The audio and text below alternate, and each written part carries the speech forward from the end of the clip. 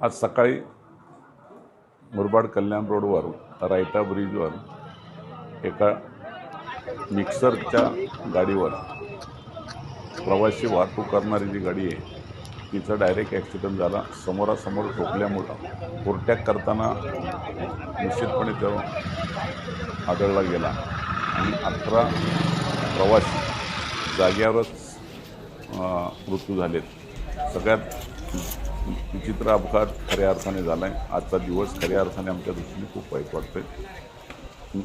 माझी एकच विनंती आहे की वाहन चालकांनी सुद्धा आपण मर्यादा ठेवून चालावं।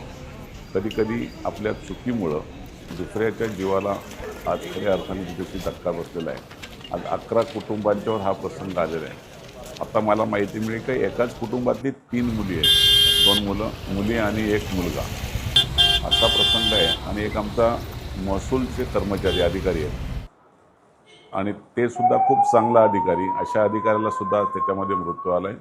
त्यांना भावपूर्ण श्रद्धांजली अर्पण करतो। दुर्दैवी घटना।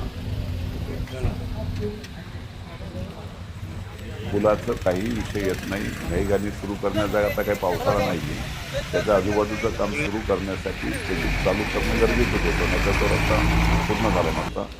वेळेवर रस्ता पूर्ण व्हावा म्हणून तो पूर्ण एक बाजू त्याची पूर्ण झालेली आहे, दुसऱ्या बाजूने एका लाईनवर सुरू केला होता, पण ती मी स्वतः प्रत्यक्ष जागेवर पाहिलं। त्या ठिकाणी आपल्या प्रवासी वाहतूक करणाऱ्या गाडी ड्रायव्हरची